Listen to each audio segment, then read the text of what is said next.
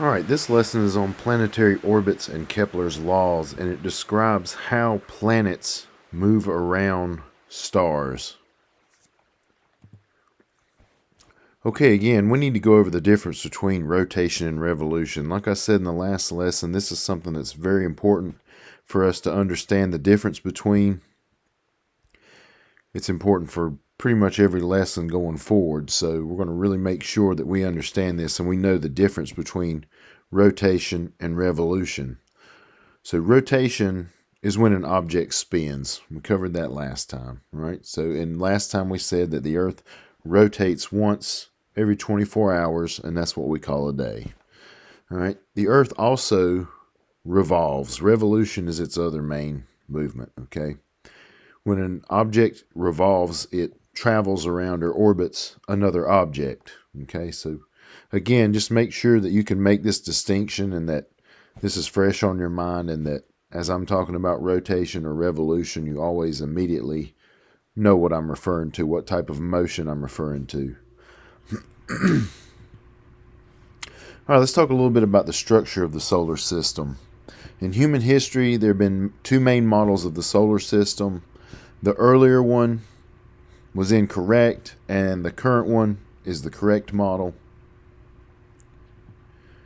All right, the incorrect earlier model of our solar system was the geocentric model, or actually this was a supposed model of the entire universe as far as humans could tell at a certain time in our history.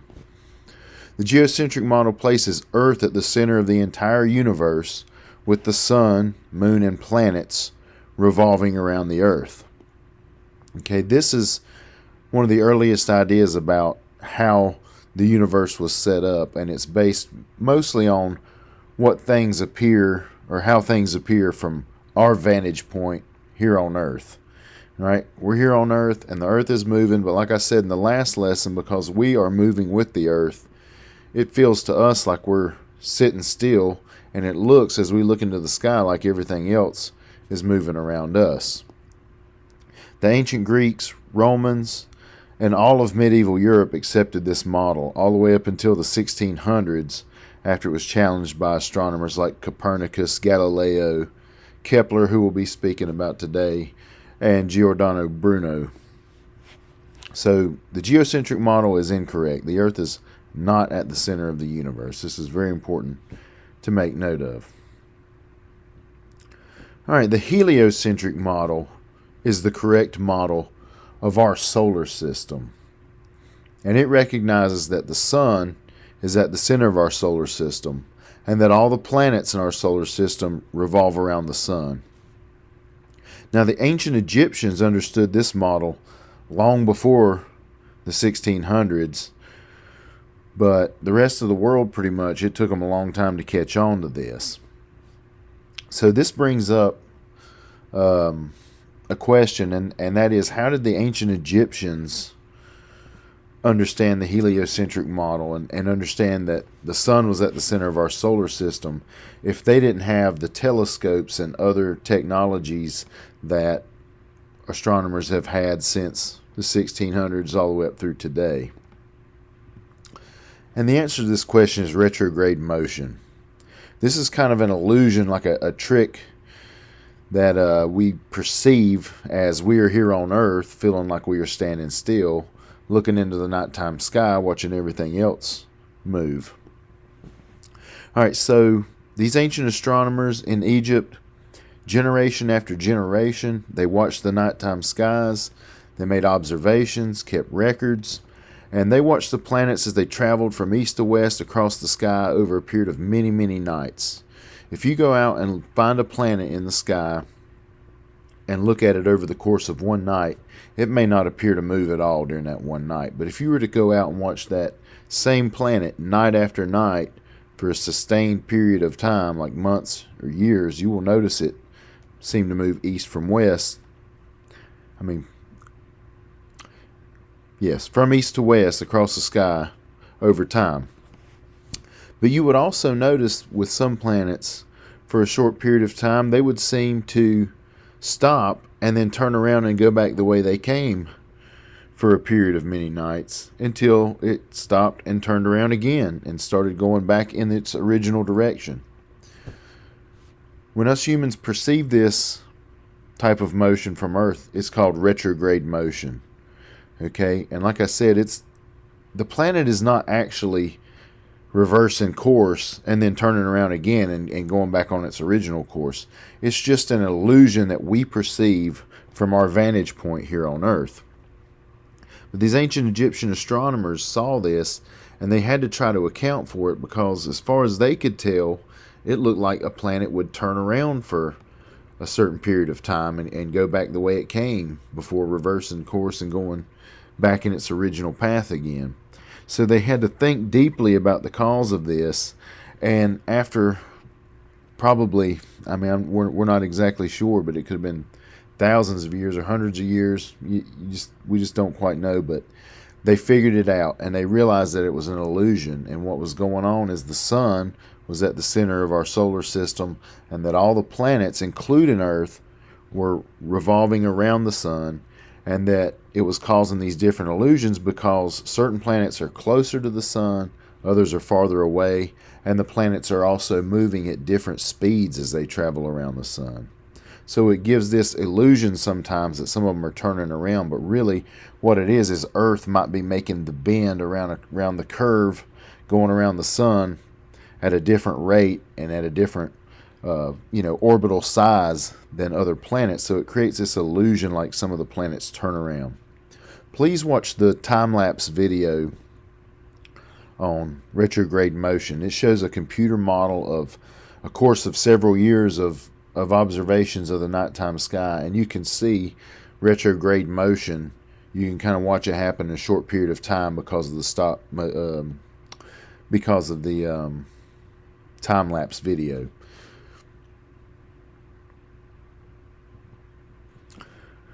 All right, let's talk now about Johannes Kepler and the laws of planetary motion. Kepler was a mathematician, astronomer, and astrologer in the 17th century. He made these important observations about the movement of planets, and now they're considered laws because these are things you can observe over and over again, and they never change. Every time you observe the motions of the planets, they always follow these rules or laws that we're about to discuss. So Kepler's laws describe the way that planets move around the sun and what dictates how long it takes a planet to go around the sun, the speed at which a planet goes around the sun, so on and so forth. All right, so as we talk about these laws of motion, of planetary motion, you should look at the diagrams and the animations that I've put up links for because they're really essential for understanding what I'm talking about here. Just looking at these still pictures on the PowerPoint is not going to illustrate it the way the models are, okay? All right, Kepler's first law explains that planets revolve around the sun in ellipses. Ellipse is a fancy word for oval shape, okay? So the planets, as they revolve around the sun, they do not revolve around the sun in a perfect circle. They revolve around the sun in oval shapes, and this means that the distance between that planet and the sun varies as the planet goes around. The planet is sometimes closer to the sun and sometimes farther away from the sun, just depending on where it is in its orbit, because its orbit is oval shaped or elliptical.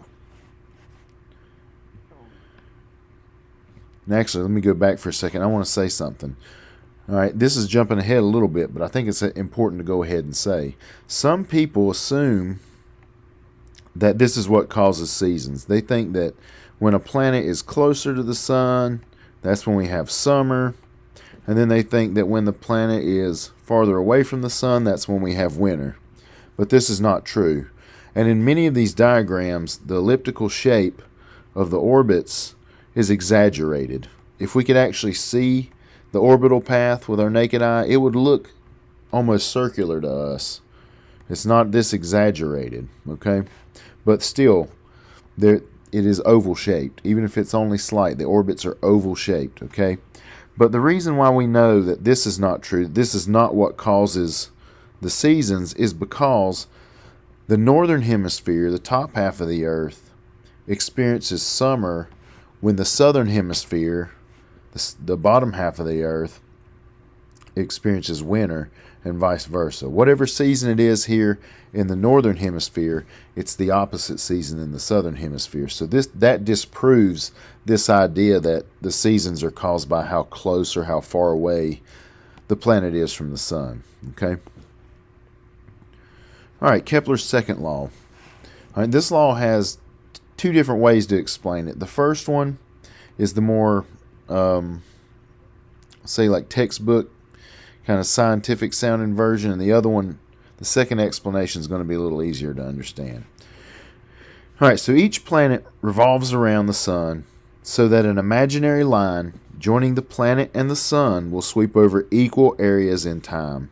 So what this means is as the planet goes around the sun in its orbit, all right, it takes the same amount of time for it to go from right here to here as it takes for it to go from here to here, and it's also the same amount of time it takes for it to go from here to here. Okay, and what this tells us is that the speed at which the planet orbits around the sun does not stay the same. It's always changing. All right, and we'll talk about how it changes on the next slide here. Okay, now the planet will travel faster when it is closer to the sun, and it will travel slower when it is farther away from the sun. And you will see this. This will be readily observable when you look at the animations that I've provided for you on Google Classroom. All right, so as this planet goes around the sun, as it revolves around the sun, it has these 2 points, these 2 extreme points. The first one is perihelion. All right, this is when the planet is at the point where it is closest to the sun that it will ever be in its orbit. Okay, at this point, the planet is traveling at its top speed. Okay, now over on the opposite extreme, we have aphelion. This is where the planet is as far away as it will be from the sun in its orbit, and it is also where that planet will be traveling at its slowest speed. Okay, so we have top speed here at perihelion where the planet's closest to the sun, and we have its bottom speed here at aphelion where that planet is farthest from the sun. All right, as a planet moves from aphelion to perihelion, it is constantly speeding up. It's accelerating until it reaches its top speed here at perihelion, and then on the planet's way from perihelion to aphelion, it is decreasing in speed. Right? It's decelerating in speed and slowing down until it reaches its bottom speed at aphelion. All right, and then it goes speeding up again here, reaches its top speed, slows down to its bottom speed, speeds up, and so on and so forth. So at perihelion again, that's the planet's position in its orbit where it is closest to the sun, and that is where its speed is the fastest. Aphelion is where the planet is in a position where it is the farthest it will ever be from the sun, and that's where its speed is the slowest. So this is Kepler's second law. This is what is significant about Kepler's second law. All right, again, please note, perihelion and aphelion are not what causes the seasons. Okay, and here you can see this is a more accurate representation of an elliptical orbit. All right, this orbit is oval shaped, but it's not quite as extreme looking as we often draw them in science. And you see there's about 5 million kilometers difference between the distance from the planet to the sun at perihelion and the distance between the planet and the sun at aphelion. Okay, so really 5 million kilometers, when you're talking about a matter of 150 kilometers or so average, is not really a big difference. So that's not going to be a significant enough difference in distance to cause something like the changing of the seasons. So we're not going to talk about what changes the seasons just yet, but go ahead and get it in your head that perihelion and aphelion are not what cause the seasons, because that'll be helpful for you in our next lesson. All right, Kepler's third law. The farther a planet is from the sun, the longer it takes for it to make one complete revolution around the sun, or one complete orbit, or one complete trip around the sun. Okay, there's two reasons for this. First of all, the closer a planet is to the sun, the more subject it is to the sun's gravitational pull. Also, the closer a planet is to the sun, the smaller its orbital path is. It doesn't have to travel as far to make it all the way around the sun. So if you see here, this diagram, it's basically showing you that Mercury is closest to the sun. Mercury takes the least amount of time to make it around the sun. All right. And then the farther out planets, let's go with Neptune. Neptune takes much longer to make it around the sun because it has it's farther out from the sun. It has this longer orbital path, and also Neptune is not as subject to the gravitational pull of the sun as Mercury is, so it's going to move a lot slower. Again, this is something you can see on the diagram, and it'll make a lot more sense to you if you get that visual. All right, let's talk about the barycenter. All right, the barycenter is the point between two objects where they balance each other out. It's kind of like the center of gravity, and you can think about a seesaw. I always tell the story of a seesaw in the park, and two kids get on the seesaw. Usually I say that these kids are brothers, and one is a few years older than the other, so he's much larger than his younger brother. And when the two kids sit on the seesaw, because of their difference in weight, the older, larger brother is stuck down at the bottom, and the smaller brother is stuck up in the air on the top of the seesaw. And it's really hard for them to seesaw because the middle of the seesaw is not at a spot where it balances out their center of gravity together. Okay? So the barycenter is that center of gravity between two or more objects. Okay? It's the center of mass between those objects. Okay?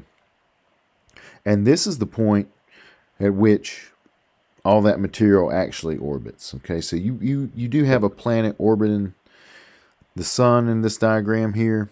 Okay, but you see that the sun in the middle is moving a little bit too because of the barycenter. That actual, like, the sun is pulling on the planet. It has a gravitational pull on the planet, but that planet actually has a little bit of gravitational pull on the sun as well. So the sun is subject to that pull.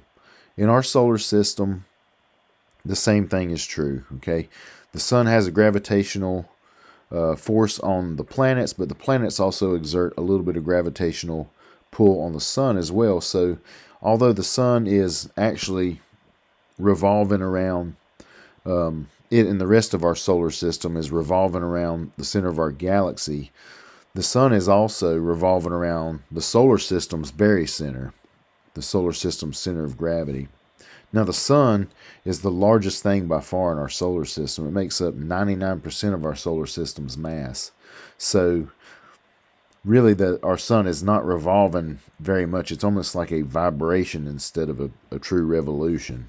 Okay, its movement is not quite as exaggerated as the star or sun you see in the middle of this picture. All right, so here's a little more explanation. All right, let's use a moon and a planet in this example as well. Okay, when a moon revolves around a planet or a planet revolves around a star, both bodies are actually revolving around a point that lies just inside or outside the larger body, just depending on the size and the mass of the star and the planet or the moon or whatever it is we're talking about. Okay, but here's an example. Okay, our moon, the moon, revolves around Earth. We talked about that in the last lesson. But the moon does not orbit the exact center of the Earth. It actually orbits a point about 1,700 kilometers or so below the Earth's surface, which is that barycenter, that point where the pull of the Earth on the moon and the pull of the moon on Earth balance out. Yeah, and like I was saying earlier, the sun is not totally stationary in our solar system. It revolves around the solar system's barycenter, that balancing point between the sun's mass and the mass of all the planets. And again, here are two diagrams, and these are really sped up just to show you, just so you can readily see the type of movement we're talking about. I anticipate that this lesson will have more questions than the last one. If you have questions, you can send them an email. If you're attending face-to-face classes, you can ask me when we meet face-to-face again if you have any questions. But always feel free to drop me an email or put the question on Google Classroom. And really, it would probably be most helpful if you put the question on Google Classroom, because then your classmates can see your question and also see my answer. And that's helpful because oftentimes if a student has a question, other students often have the same question.